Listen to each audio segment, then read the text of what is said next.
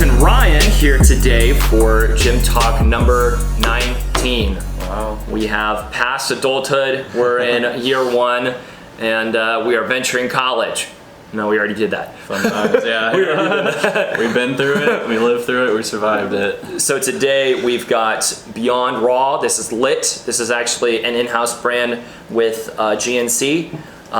It is Beyond Dew. He said the guy said he's like, this stuff tastes like Mountain Dew. So I was like, all right, might as well try it. It's got 3.2 grams of beta alanine, 250 milligrams of caffeine. It's just right at that amount. So he said there's not going to be really much of a huge crash, but be cautious. So I was like, okay, that's fine. That is fine. So, I mean, I've taken crazier stuff before. Yeah, me too, for sure. I've had this in powder form probably about a year ago, and I just remember the taste being amazing. It was like a icy rocket freeze, like it tasted just like a bomb pop, and I don't really remember how it made me feel, so we'll see how it goes today, but yeah. Cool. Yeah, I remember it tasting really good. And today we're going to be doing back, which I'm very excited for. As you guys know, I love back. Back's my all-time favorite day. Always a good day. Always a good day. I like arms more because I need to grow them, but back, it hits the thighs too. Oh my gosh, back is just, it's such a good day because I love doing back because of the mind muscle connectivity. Yeah, right. You can really feel it. Yeah, it's like you have to think about it more and you have to put more effort into creating. So with like shoulders, you can see in the mirror, you can kind of move and you can kind of go, oh, okay, I'm actually moving here, here, here. With back, it's like you can't look yourself in the mirror for doing back. Very true. Yeah. It's or it's really, really tough to do that, right? You have to have a mirror, then another mirror, then you have to look up and like, oh, okay, this is what I'm doing on my back. But instead, like it's a lot of mind muscle, and yeah, I feel you. I have to think a lot about, like, especially like I feel like my left side's smaller than my right, so I'm like really thinking on my left. Like I've started trying to do unilateral stuff to kind of awesome. I love it. Yeah. I love it. Using the terms. Look at you. I love it. How does it taste? Yeah, that's Mountain Dew. It's Mountain Dew. It literally is Mountain Dew, which is really, really cool. Yeah. But I like it. Yeah. Dude, I had a crazy week this week. Yeah, I heard. Yeah, so with my job, I got to talk to some platforms. I got to talk to Twitter and Waze this week. And big companies. Yeah, big companies. And so Twitter was really, really nice. They kind of, showed us the ropes, and it was almost, to be honest, it was more like a pitch for us. And we're like, we know Twitter's good, right? It's like, how can we improve on Twitter? And which there were some interesting things we kind of looked into there, and like using spend and kind of all of that just in the social spectrum, and which I can talk about that more later. But what really fascinated me was Waze. So like Waze came in, and the lady. So actually back up. They came in with like, there's an account manager and then a day-to-day person. So like the day-to-day person is like our go-to person. She's super nice, but like our account manager is the person I talk to the most, and she knew a lot about it. And I was just like, it's like, I can't believe you know all of this about the company. I was super impressed. I mean, like, it was so productive, and after that meeting, I felt so much more confident on doing the platform and everything. Cool. And then we actually went to dinner. We actually went to Char. Oh, nice. I haven't been there yet since it changed from Touch. It's expensive. Holy cow. I mean, like, it's owned by the same guy and everything else. And it's good. I mean, like, I really enjoy it. I've been there before as Char. Mm-hmm. Oh, really? Yeah, I went to Touch maybe like a year and a half ago, and it was good. Is it still like seafood, or is it more seafood and steak? Seafood and steak, yeah. Yeah, so oysters and steak. Yeah. But like Flame and Char are like the two ones that we kind of tell people, like, hey, we should totally have dinner, or where do you want to go? And we're like, Flame or Char, right? Those are the places to go. And so we sat there for probably like a good 3 to 4 hours for dinner in general, And so the account manager, I'm telling you, man, she's a total boss. So like, I talked to her about her previous job. Turns out she's in she was in sports marketing, or majored in sports marketing. That's cool. Did a sports marketing internship. Went to Fox, was selling spots for like companies to do a lot of things in there. Went to Turner before it got acquired. Yeah. Right? And she was doing buys for like sports for like TNT. It's pretty cool. I'm like, Yeah, that's a big deal. What? I was just like, and then she told me, she's like, I know Charles Barkley, like I have his number. Oh my gosh, of course. Just call him up, hang out on the weekend. He'd be a fun dude to know. She was like, Charles Barkley's daughter was like my intern at one point. I'm like, that's crazy. Oh, I mean, like, I was like, I can't believe you are doing this, and like went to Google and everything else, and then I talked to her about like, and it was super fascinating because since I kind of wanted to know your opinion on it, but like, so if I were in her position, or if I had acquired that position, right, or if I even did some sort of sports marketing inside of NBA on TNT or whatever, right? Cool. Here's the thing, I think it'd be cool, but I don't think I would actually do the job properly. How so? Because of the fact that I am so obsessed and also in love with NBA, if that makes sense, right? And she kind of even told, like, I even told her straight up, I was like, I don't think I would do good on that job. She goes, a lot of people don't because of the fact that they are in it for the wrong reasons, right? She's like, I honestly love sports because of, one, I grew up with sports, and two, it was like, you know, it was almost a thing that I didn't really, like, I just grew up on, and the fact that, like, I didn't actually sought out to learn more about it. I didn't know a lot of the things. You know, she's like, I could pick up a lot of things, but like, I didn't know everything. Yeah. And like, it was just like eye-opening to me. It was like, wow. So like, you know, a lot of people say do what you love, but at the same time, you have to like look at it, and I mean, do what you love, but to a certain extent. Yeah. Right? It's like do what you love, but also do something that you're really good at. So I mean, like, she was really good at selling spots for crazy sports to get on channels, and I'm just like sitting there and I'm like, oh my god. like she did it before the NBA on TNT. Like once she was doing that and everything, that's when like they started getting talent. That's when they started getting Shaq and Kenny and Charles and all that. She was there at like the beginning of it. That's pretty cool. Yeah, I was like, that's insane. Yeah, that's absolutely insane. Yeah. So I always thought it'd be cool to like kind of work for like a MLB like front office, like analyzing like players' stats, like basically scouting, looking at their numbers, seeing like, oh, who's doing well. Scouting is tough. Yeah. That turnover is crazy. Yeah. It's crazy. And then what's really crazy too is like the time and effort to acquire scouts. Mm-hmm. And then on top of that, they can get let go within like half a season if they didn't pick the right player. Yeah, for sure. It is absolutely insane. Yeah, you never know how they're going to pan out. Like there's so many like late draft picks that just are superstars. Then on top of that, you're talking about like, that is your life. Yeah, that is your life. And she even mentioned that. She goes, I traveled almost nonstop.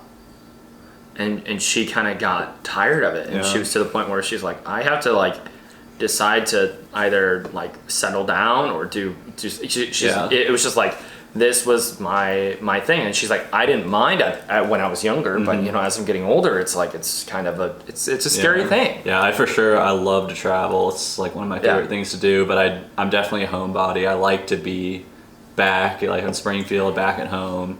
But if I'm here for too long, for like a couple months, I'm like, all right, I need to get out, go somewhere. But there have been weeks where I'm like out of town 3 weeks in a row on jobs, and it's like, okay, like I need to be back home. Yeah, and I mean, like she would be like, that's like a normal thing for her. Yeah. Like she's just constantly. She's probably gone months on end. Yeah, she was super comfortable coming in and everything else, and like I just noticed, I was like, dude, you are seasoned, like you are veteran whenever it comes to this, because like her other person who is our day-to-day, they are like night and day, and I'm just like, she just was super frank with me, versus the other girl was just like very reserved, super personable. Yeah, I was like, okay, I can definitely see the difference there. But yeah, man, it's crazy, because like I got to talk to somebody that knew Charles Barkley, and I was like, that's pretty cool.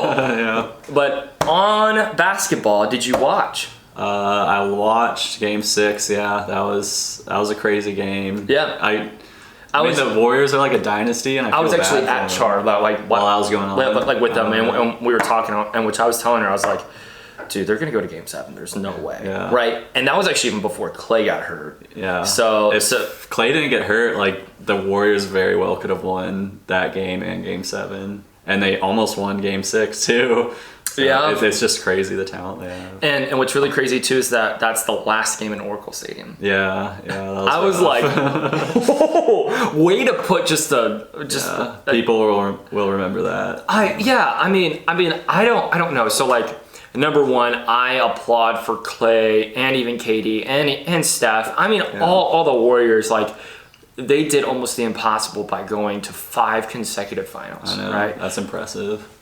Insanely impressive. But then the problem that I have is honestly more of the fan base than anything, right? I mean, like the Warriors honestly swept through a lot of. Actually, no, they did not sweep through. It was, I think, the first playoff round. That's when they actually lost 1 game, if not 2 games. But like that was, people were like, wait, what? Like that's almost unheard of. Like that doesn't happen. And so I honestly think that's when I kind of knew that I was like, there's something that might actually really happen on this. And it took 2 All-Stars to get hurt for it to happen. And it took still 2 almost All-Stars. pulled it off. Now let me ask you this. Did you think Toronto win, or do you think the Warriors lost? I think Toronto won it. Like they played the team in front of them. Yeah, and it's not totally. their fault. The I mean, you're right. Totally. Like, health is a part of it, but the Warriors, they definitely didn't play. I've seen that headline like crazy, Warriors. right? I mean, and whenever the Chiefs lost against Pats, they're like, did the Chiefs lose or did the Pats win? And it's like, all right, stop it. On like one of my podcasts, there's talking about like, did David really beat Goliath? And like, no, David beat Goliath with a torn Achilles. Like, it wasn't Goliath at its full strength. Yeah. But I mean, it still is something. So I mean, like, you have Ibaka, who, I mean, his story is fascinating. He went from the G League all the way up, or also known as the D League, and went all the way up and went into the NBA. And like, in which he's been champions for the D League and also NBA, which that's pretty cool. Yeah. And then you have Van Fleet. Have you heard of Van Fleet?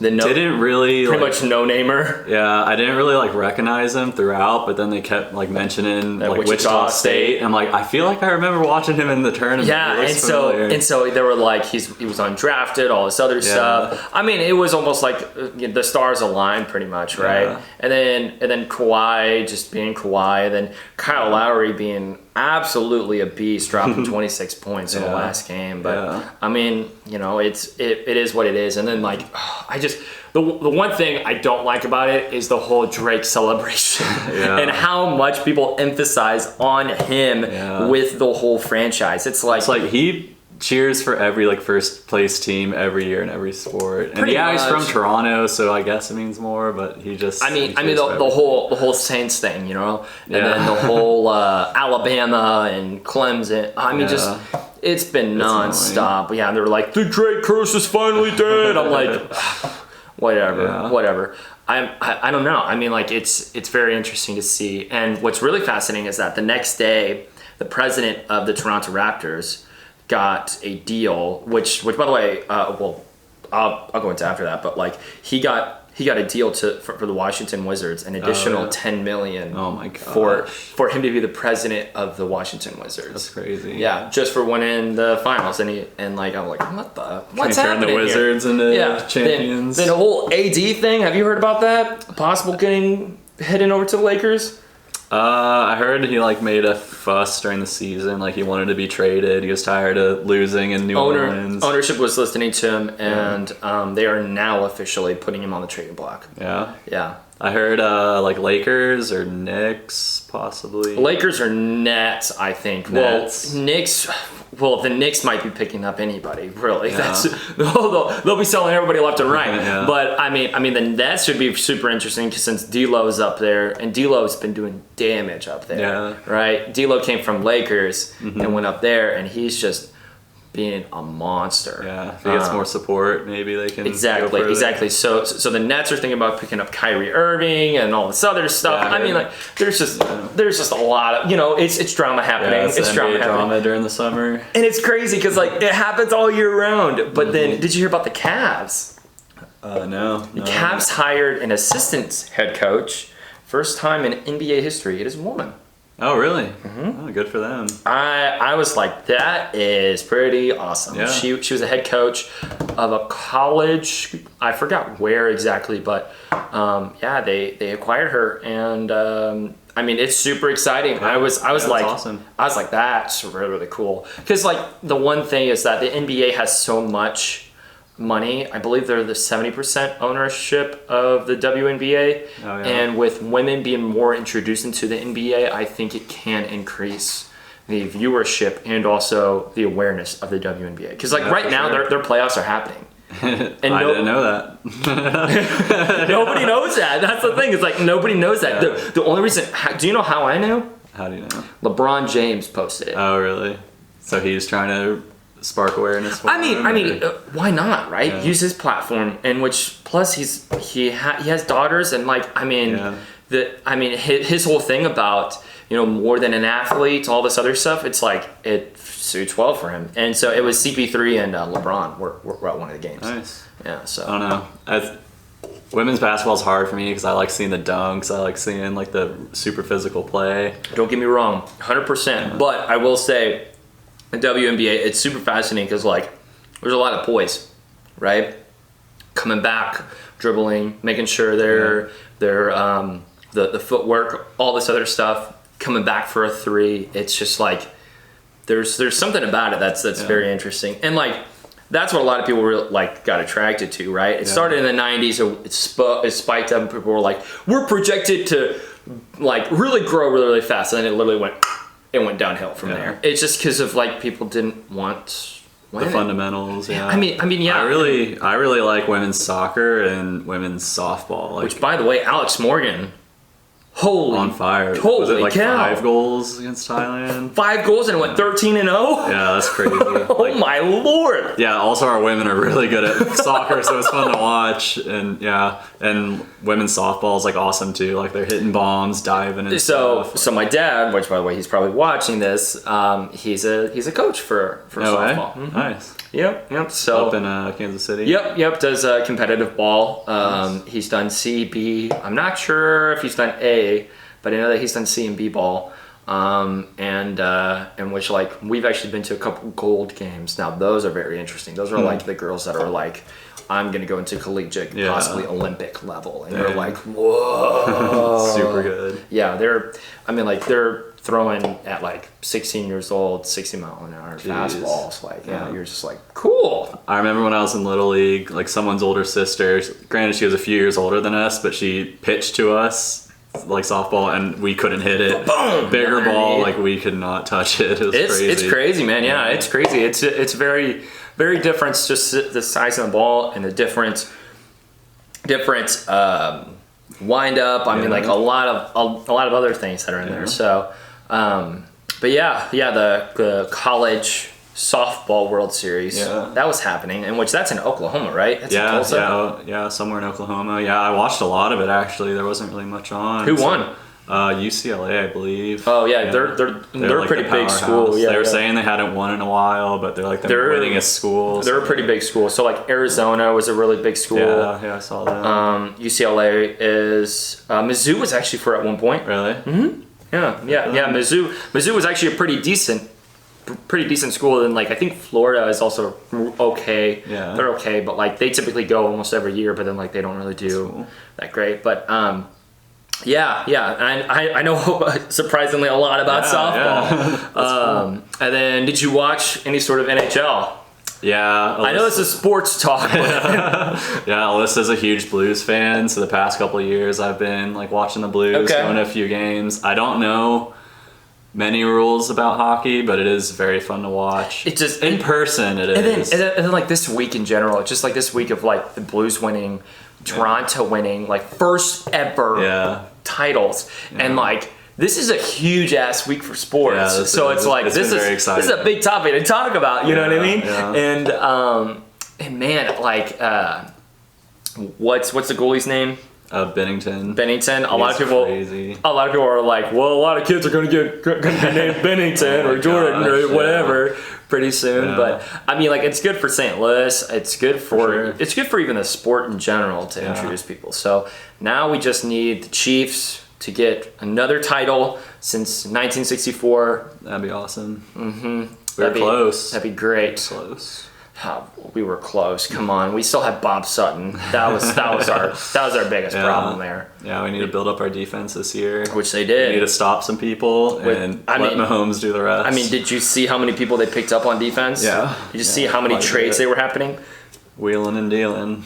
We have Frank Clark, which is honestly a controversial pickup because of his domestic violence abuse recently, and that's one thing that kind of sucks. It's like with the Chiefs. They're starting to get that bad name. Yeah. You know what I mean? I mean, we took a stand on Kareem Hunt, but we still have some pretty questionable characters. I mean, Tyreek's on the exemption list right now, if I'm not mistaken. Which is he belongs there. That guy's. He belongs there, and he's so fast. Here's the thing. I knew about his violence. Yeah. Whenever he was in college. Yeah. And so I was telling people, I was like, man, like after the whole Zeke thing, I was like, I hope Tyreek does not I hope his stuff does not get out. Yeah. Because like I knew about it. Way worse than pretty much anyone I've heard. Yeah. Because like. Yeah, the voice messages and everything else was not good for him at all.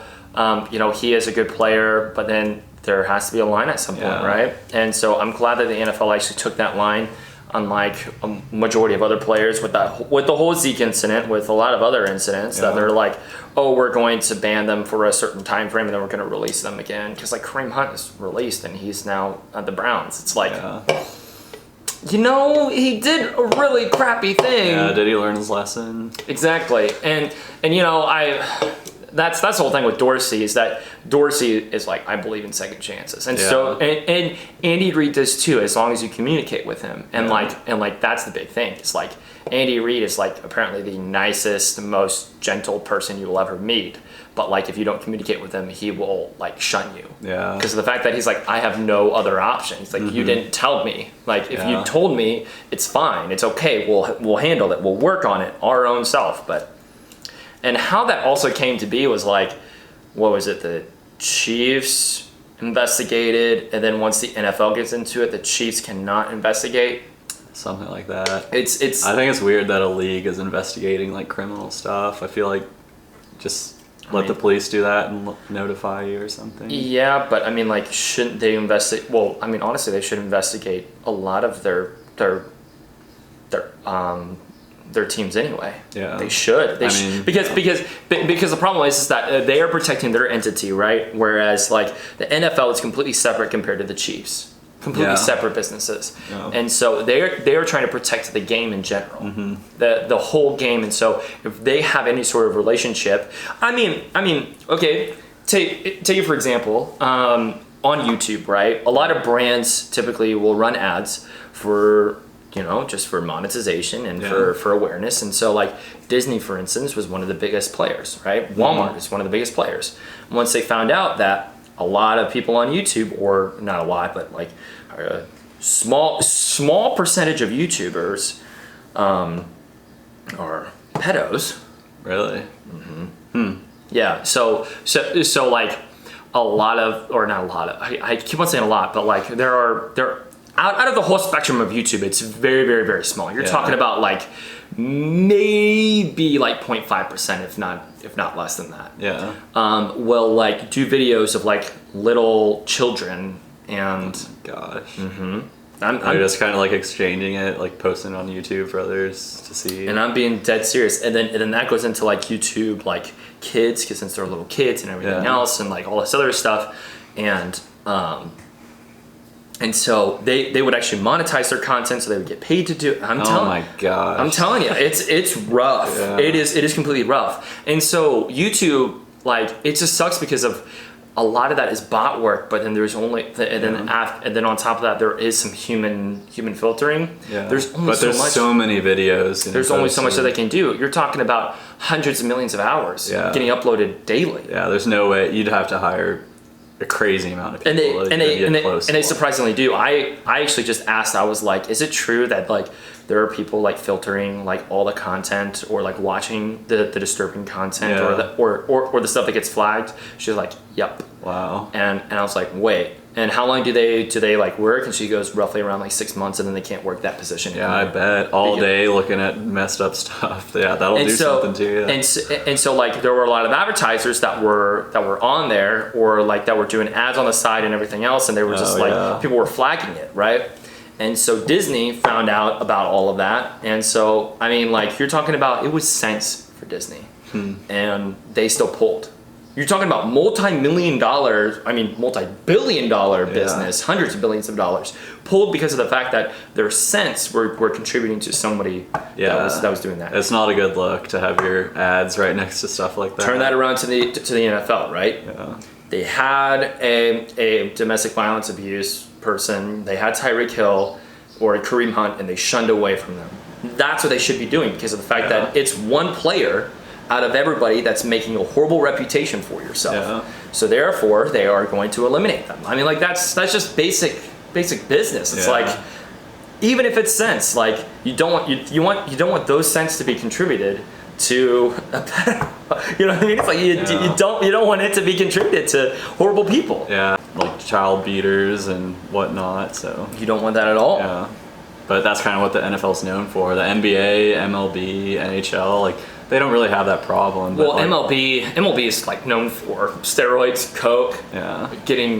I mean, a lot of players dying in car crashes. Like, if you're really being honest. But it's not like them acting aggressively towards others. And right. It's their own personal kind of. You're right. But I mean, like, again, for everywhere you go, there's going to be for the NFL. There are a few bad apples that really make it clear and observant, right? Mm-hmm. And the whole CTE thing, and like, I totally get it. I totally understand. The NBA is a little bit different because of the fact that a lot of players will keep other players in check, in which the players have a lot of power. So therefore, so therefore, they do not like. They have more power, so therefore they are more obligated to actually follow suit in those. And like being a responsible person, because of the fact that if they don't, they're going to ruin their whole career. Whereas a lot of with the NFL, it's team centric, right? So like there's 21 other people on the field. That so you'll just drop them, and then you'll just filter them out, and just they're like, hey, does anybody hiring? And they'll go, oh yeah, come over here, we need somebody. Yeah. It's like it's a rotating pot, and it just doesn't make any sense. Yeah, for sure.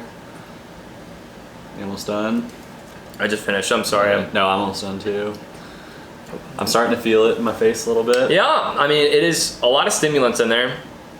Man, this tastes really good. It does. I feel like I can just sip on it, just on the couch on a normal afternoon. Yeah. I mean, like this is pretty good stuff, honestly. Costs roughly around like $2 to $3 per can, which is not bad. Yeah, that's about a serving. They're the only place around here that I know that has Raise. Raise is another energy drink that's like competing with like it's competing with like 3D and Monster and Bang and all that. Raise is also, I believe it's by Rep Sports. So, excuse me. Rep Sports also has Broken Arrow and Reactor. Those are like two other ones that are like really big pre-workouts. They really hone in on their pre-workouts than anything, so. Fun fact. But. We got pump support, NO support. Should be getting pretty vascular today. Vasodilators. You have to be careful with those, though. Yeah. Yep. Yeah, you have to be careful with those. Because you could get ED.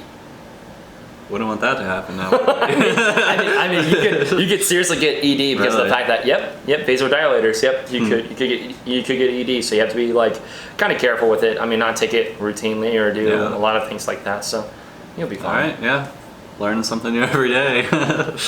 Yeah. So super fascinating with all that, but starting to sweat. What else did you do this week? Nothing much, man. Just working, trying to finish up some audits. Had some like bank training. Sounds fun. Yeah, it's as thrilling as it sounds. See, I got to be with platforms. No, I sat at my desk. For majority. Yeah. We actually had 3 people in, so we had our agency throughout the whole time frame, and then we had Twitter come in one day, and then Waze come in one day, and like Twitter was only in for 4 hours. Flew in, dropped by, left. 4 hours. Did what they had to do and bounced. I'm like, oh my gosh, that's like thousands of dollars of just you guys coming here to talk to us about Twitter. They have like a private Twitter plan or something? I don't know. That's a good question. I should ask them. But they talked a lot about Jack Dorsey. Oh yeah? They love some Jack Dorsey. Oh my Lord, they love him. They were like, he meditates 2 times a day, in the morning and then at night.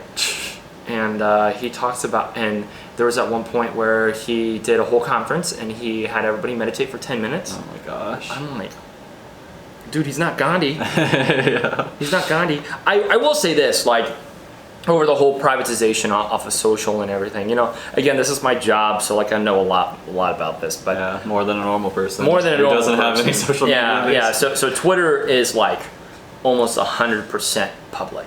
Like you can find other people's tweets pretty easily. Yeah. The only thing that you cannot find, well, like, so like for any sort of listening tools for like social platforms and like listening for hashtags, listening for mentions and things like that, for like keywords, Twitter is the place to do it. And which you can even pull in private stuff. Really? Yep. If it's private, shouldn't it be like private? Private is just because of like for following and also like other things like that. So. Interesting. Yeah, but like yeah, we can pull in private tweets if we really want to, which is pretty cool. Yeah. But like Facebook and Instagram though, they are restricted, completely restricted. It's like there has to be a certain volume off of the page. There has to be a certain or you have to have certain access to the page and everything else, and it just like goes down the list. Whereas like Twitter, they're like, no, here's the whole mentions, here's all this other stuff. And so whenever you do like social listening in general, if you look at the report and then if you look at like platform by platform by platform, you're going to see Twitter at a significant amount. One, because it's easier, because people tweet a lot faster compared to posting on Instagram and Facebook. 2, it's because of they can listen to everything. And Jack Dorsey is like one of the people who's like, I believe information should be free for everyone. Yeah, that's true. And so any sort of information on public or private profiles like you should have. Yeah. I mean, I guess Twitter is more like opinions. Like it's just like you make a statement or you like link something, whereas Facebook it's like also personal and it's also event based, right? Yeah. So like Twitter you go to see what is happening. Yeah. In that specific community. Whereas Facebook and Instagram you go see like people's lives. I forgot what it was. So something about social. It's like Twitter being more information more accessible than like Facebook and Instagram. It's just Twitter being like event based. Yeah. It's event based and like it's super fascinating and it's really quick paced compared to other channels. So anyway, I know that I can talk forever. Yeah, especially on social media stuff. yeah, I can talk forever. So anyway, we're gonna end this because this is the it's been a pretty long one. Yeah, so I finished. I had a full card, and then I had to find another one, and this only has 13 minutes left. So. Anyway, we're going to go do our back day, and then after that, we're going to do a post show about how we felt and how this helped us. So stay tuned. Let's do it.